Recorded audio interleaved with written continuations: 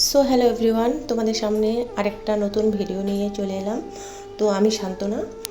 তো আরেকটা নতুন রেসিপি বলতে আমার কাছে নতুন, হয়তো অন্যদিন দেখিয়েছি কি দেখিনি মনে নেই আমার।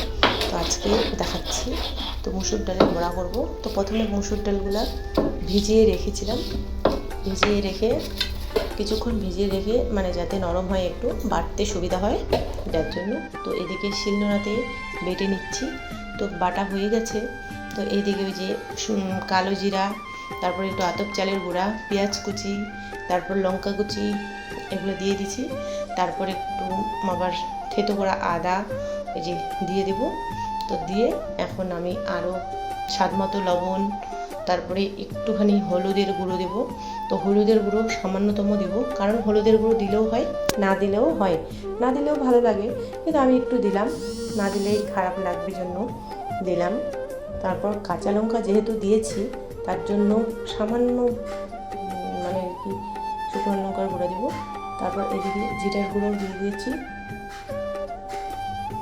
তারপর এদিকে ম্যারিনেট করে নিয়ে নেব। কি জানি ওইদিকে ছেলে আবার উঠলো নাকি, ভয় জোগাড়টা ঘরের মধ্যে দিচ্ছি, ভয় লাগতেছে, মানে মনের মধ্যে একটা মানে ভয় চলছে যে ও উঠলো নাকি বিছানা থেকে পড়ে যাবে। আর এদিকে কড়াই বসিয়ে দিয়েছি, কড়াইও গরম হয়ে গেছে। কড়াইয়ের মধ্যে দিয়ে দিব সর্ষের তেল।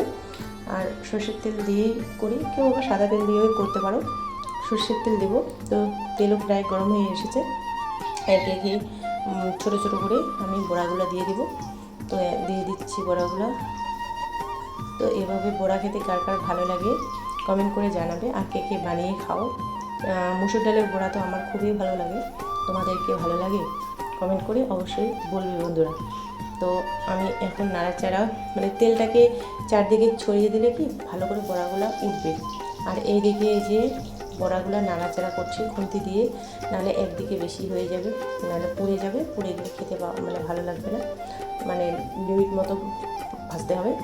এইদিকে ছেলে কোলে, আর এইদিকে আমি এইদিকে বড়াগুলো নাড়াচাড়া করছি। এতক্ষণ খেললো, এখন যেই না আমি দেখছি এখানে কাজ বেশি, ও আবার আমার কোলে উঠলো, ওইদিকে থাকবে না, কী করবো, কোলে নিয়েই করছি। যাদের বাচ্চা আছে তারা তো জানে যে বাচ্চা থাকলে কেমন অসুবিধা হয়। তো অসুবিধা হলেও করার কিছু নেই, বাচ্চারাই তো সব কিছু আমাদের ভবিষ্যৎ। তার জন্যই বন্ধুরা বাচ্চাকেই আগেই খেয়াল রাখতে হবে, তার জন্যই আর কি ওকে কোলে নিয়ে এইভাবে নামাচ্ছি। আর এই তেলটার মধ্যে আরেকটা অন্য সবজি রান্না করব।